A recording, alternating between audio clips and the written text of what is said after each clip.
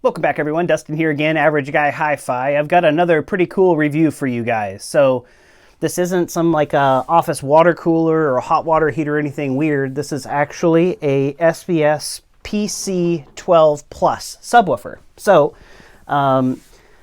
it's obviously quite a bit different than your typical subwoofer, but the idea behind, I've actually owned about four, I would say, of the PC SVS subwoofers over the years. This is one of the better ones. The PC12 Plus was just below the Ultra when it came out. So I just like the style of them. And to be totally honest with you guys, I'm a little bit crazy when it comes to what I'm going to eventually buy. But right now, the PC 4000s are kind of on my short list, I would say, when it comes to when I ever get a home theater room. I'm sure things will change by there, but if I ever can afford to move out of this place, go get a house with a dedicated room, dual PC 4000s are definitely on my short list of subwoofers to buy. So I found this offer on Facebook Marketplace. Somebody had it listed for $500. I think we ended up settling on $420 is the price I ended up paying. I've actually had it for a while. I've been using this as kind of my daily subwoofer for the past few weeks now. So give you guys a little bit of the specs on the subwoofer. So again, this is the SVS PC12 Plus. This had an MSRP price when it came out of $949. This is actually the Bash Amp version of it. So they made one, they actually made them in two different series. So this is the Bash Amp version. They also came out with a Sledge Amp version of this subwoofer as well too, which is a little bit newer than this one. But it's really hard to tell in here. I'll show you over there. But it has a 12-inch down-firing woofer, and then it is a top-ported. Sorry, this thing's a little bit of a beast to kind of wrestle around. I've been running it just with one port plug, but it is a top-ported subwoofer, as you guys can see right there. It comes with three different ports. This one actually came with all three, so you can kind of run it a few different ways. And even on the tag itself, which is still there, it says, "Warning, this SVS subwoofer must have the matching port plug and amp subsonic filter." So meaning that if you use one port plug, there's a certain setting. So one port plug says put it on the 16 hertz setting, which I have it on right here. So some of the other specifications of this subwoofer: it has a 525 watt Bash amp. There's three different frequency responses depending on how you have the ports set up. It goes from 25 hertz to about 16 hertz. So again, I'm running it in the one port plug, so that's the 16 hertz version. It's covered in I don't know what you'd call this. It feels like a velvet to me. It probably is something very similar. Comes with a black velvet material over the top, and then it's just a tube design. It's about 40 inches tall and about 16 inches in diameter, so it's a pretty good size subwoofer, and it weighs about 60 pounds. So again, this is one of those subwoofers I've been using. I kind of kept this a little bit longer than I was planning on keeping it, but just with the amount of equipment that I've got coming in, especially the past few weeks, I really just walking around speakers trying to get places in this place. So the square footage, again, I'm only in like 600, and I think it's like 650 square feet. So this is the little room where I shoot this part of the video, the bedroom, and then everything else is out there in that living room area, which I've been showing you guys. So we're going to move on to the demo portion of this subwoofer. I haven't tried it yet, and I won't do it if it's going to damage the subwoofer, because again, I'm going to have to be able to sell the subwoofer for $420, which I have into it, so if I can keep these videos going. But I'm going to try to take this plate off the bottom here. I'm tapping on it. I'm going to try to take that plate off the bottom so I can show you guys the excursion of the woofer itself, and then I'll just put that plate back on and then list it for sale. But we'll go over there. I'll show you guys a movie demo so we can see the excursion, and then once that's over, we'll come back over here and I'll give you guys the Average Guy Hi-Fi score of this subwoofer and how it stacked up kind of to the rest of the competition that I've been doing. So here we go. Let's stay tuned. Okay, everyone, got the bottom plate off. It was real easy. It's only 4 screws with the Phillips head screwdriver. There's just some pads that are over the heads of the screws, just in case anybody else has some PC subwoofers out there and you're thinking about removing the top plate. So real simple project. Here's kind of what it looks like. That's the bottom plate and just some long screws and then the spacers. So there's the exposed woofer there. So again, we're going to put on Ready Player One. This is the final battle scene. Some really good bass explosions and everything. So here we go. Let's get this thing in action.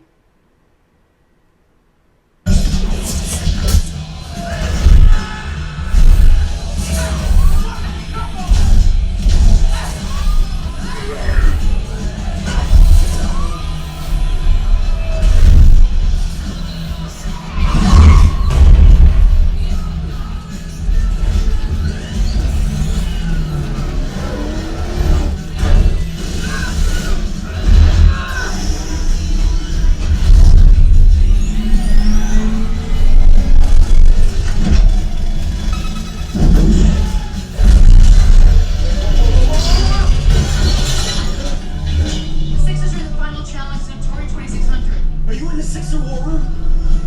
No, you gotta get out of there. They're planning the adventure. Adventure? Of course. Created by Warren Robinette. He was the first designer to ride an Easter.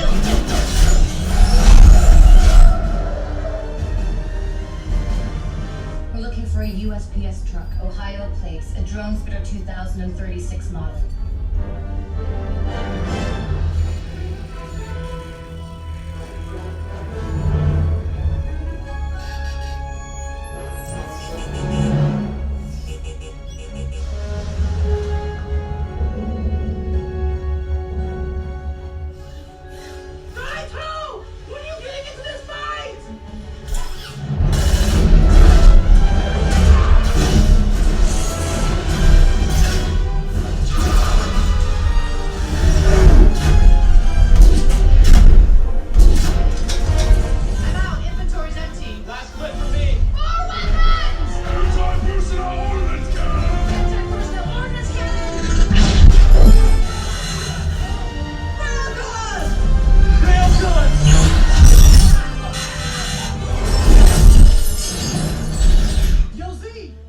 Okay, I hope you guys enjoyed that demo. Again, that's one of those movies that Ready Player One is just in 4K. When you got good speakers, a good subwoofer really shows your system off very well. So I'd highly recommend, if you're one of the people that buys physical media still like me, I would definitely recommend grabbing that. And again, the reason that I actually buy physical media is because I think that this is probably, I don't have like a crystal ball or anything. They're probably going to come out with a few 8K titles, I would imagine, in the future, but I would think that the majority of 8K content's going to come streaming. I mean, I don't know how they're going to do it. That seems like a very high, a lot of information to be processing when it comes to streaming, but I don't think that they're going to be putting out as many 8K videos as they did the 4K. So my idea was just kind of build my movie collection up. Again, this is like the fourth time I've done it. Everything from VHS way back in the day to DVD to Blu-ray, and now I'm on to 4K. So I'm not going to go too crazy. I'm just going to buy the movies that I like, but I definitely recommend that Ready Player One. I think that you should own that if you're into kind of showing your system off or you really want to test out subwoofers. Great movie to own. So now we're on to the Average Guy Hi-Fi review section of the video. This is where I give you guys, there's 5 different categories. Each category is worth 10 points, 10 being the best. So the 5 categories are quality, just how the subwoofer kind of feels in my hands, the woofer material, the amplifier, those type of things. Second is probably everybody's most important category. It's the bass. The third category is the MSRP pricing, kind of where this subwoofer stacked up to the competition when it came out. The fourth category is going to be the aesthetics, how the subwoofer looks. And then the last category is going to be my price paid. And then we average all those out and give you guys the Average Guy Hi-Fi percentage score. So we'll just jump right into it. From a quality standpoint, this is an SVS subwoofer. SVS is known for having very high quality subwoofers. I gave it an 8.5 out of 10. My one complaint on this, and it could be due to the age of this subwoofer, because it is fairly old, since it has the older amplifier in it, is that velvet material. It looks like the previous owner must have had like a chair or something like that was rubbing up against it, so it actually wore a little bit of a wear spot in that velvet material. That's a little bit of a minor gripe, I would say, but the amplifier felt solid. The subwoofer, the woofer itself feels very solid like an SVS woofer would, and everything else, the port plugs, the plastic caps on top, it was just a very high quality subwoofer, 8.5 out of 10. When it comes to the bass response, where it really counts, 9 out of 10. This and that Shoe subwoofer that I just got done reviewing are, I think if I put them in the room and did a blind test between the two, I don't think you'd be able to tell the difference when it comes to performance. That SVS subwoofer, for the small footprint that it takes up in your space, is going to perform very well. It's going to be one of the top performers. I would say on a percentage-wise, when it comes to everything from the entry-level subwoofers all the way up to the dual 18 subwoofers way up there, this is probably going to be in the top 75 percentile of subwoofers manufactured. And that's just my guesstimate. Obviously, there's no proof to that, but just owning, hundreds of different subwoofers over the years, that's why I thought this channel would actually work, because I can give you guys my experiences just with a bunch of different products, because I'm a little bit crazy when it comes to this stuff. So, somewhere around there. So it's going to be one of the top performing subwoofers. If you had 2 of those in a a smaller home theater, you'd probably have all the bass you would ever want. Now, obviously, big rooms, vaulted ceilings, rooms that open up into other rooms, those type of things will require more woofage. You know, there's only so much 12-inch woofer can do, even in a nice big volume cabinet like that PC12-Plus is. So 9 out of 10 when it comes to bass, really where it counts. The MSRP pricing, 8.5 out of 10. I was going to try to rate it higher, but the truth is, like, roughly when that subwoofer came out, that Shure subwoofer that I reviewed was out around the same time. And I think that the performance-wise, they're going to be very similar. Now, the form, you might prefer the cylinder, the tall, skinny version, compared to, like, the short, squatty box version that the Shure was. But the Shure was $539 MSRP. That SVS subwoofer, when it came out, had a $949 MSRP. So the reason that I rate the MSRP pricing is to kind of give you guys an idea where it's stacked up in the competition. You could actually almost get 2 of those Shure subwoofers for the price of one of those PC subwoofers, and I'm pretty sure 2 of those Shure subwoofers would definitely outpace that PC12-Plus, no matter even though that subwoofer is just a fantastic sub. So 8.5 out of 10 when it comes to my MSRP pricing. When it comes to the aesthetics, this is probably the most subjective category, I would say. Sound is actually very subjective as too, and I'll probably make a video on that. The way our brains interpret sounds, the shape of the ear canal, you know, there's a bunch of factors that go into sound. So that's why I think more people need to do a lot of research before you just go out and purchase something. That's a whole nother video though. So when it comes to the aesthetics, I gave it an 8 out of 10. So this will come into, obviously it needs to go in the right room. This would be a very cool subwoofer if you just had some corners. It was a dark room, you can kind of hide them a little bit. Otherwise, it's going to stick out kind of like a sore thumb in like my living room. Like right now you walk in, if you had a guest over, the first thing they're going to notice is that 40-inch tall black velvet tube in the living room compared to like a box sub that can go beside a chair or something like that. I like the looks of those subwoofers, and again, that's why I'm kind of considering those PC4000 subs. SVS, if you want to send me one of those, I'd love to review it for you. But you know, those I like that form factor, and I think that it's a little bit of a statement piece as well. It's not your typical box sub, or you know, it just has a little bit of a flair to it. Plus the performance, even now, that PC4000 SVS it actually compares very similarly to the PB4000 subwoofer, which is the box version.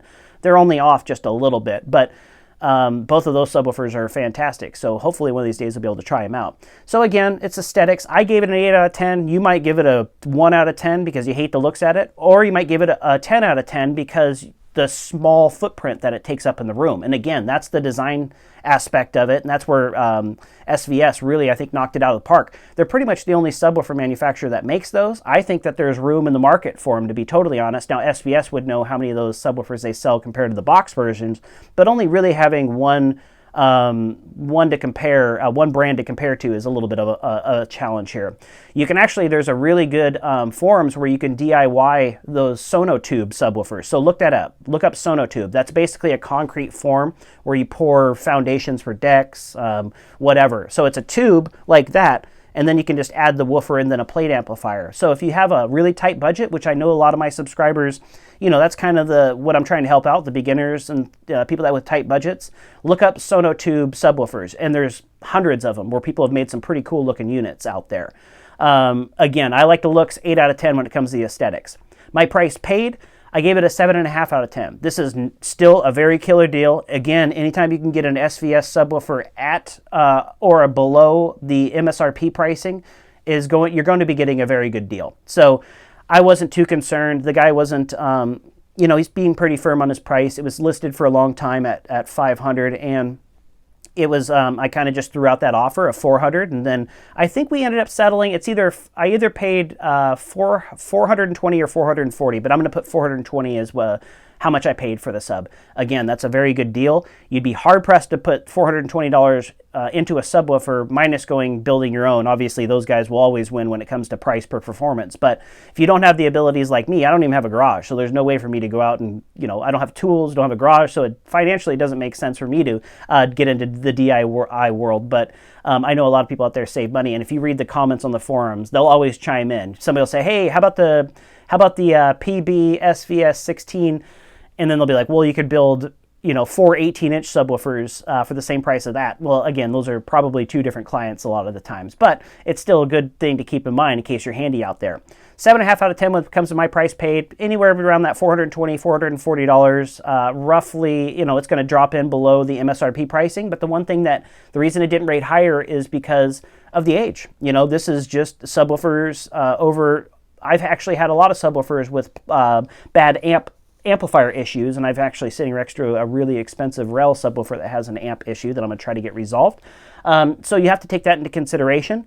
If it's a 10, 15-year-old amp, who knows how much longer the lifespan is. The good news is that SVS is the type of company that will have your back if an amp issue pops up and you need to replace it. So they should have replacement models available down the road. So, take that in consideration as well. So what's that all add up to? Quality, 8.5 out of 10. Base response, 9 out of 10. The MSRP pricing, 8.5 out of 10.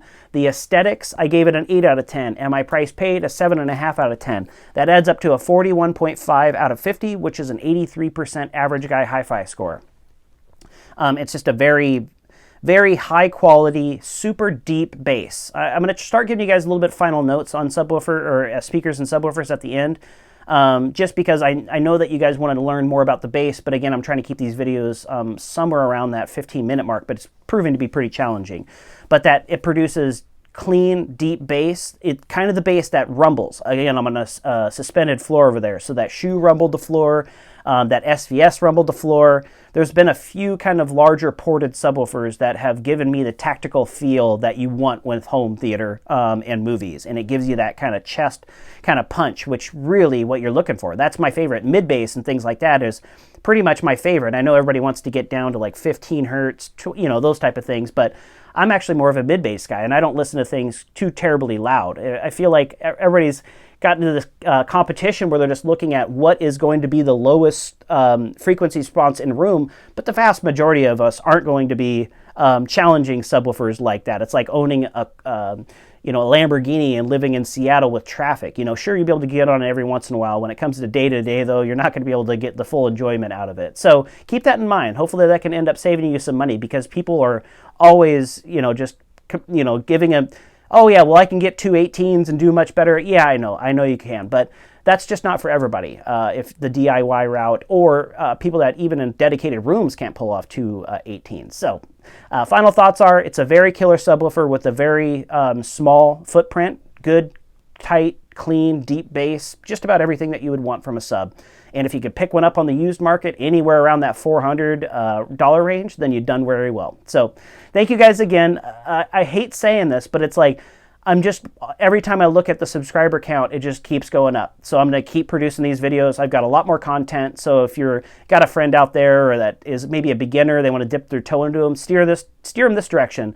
It'll open kind of them up to brands and deals that are out there, especially on the secondhand market. But hopefully I can help save some people some money out there. And that was kind of my point of starting this channel. So thank you guys again. My name is Dustin, and the name of the channel is Average Guy Hi-Fi.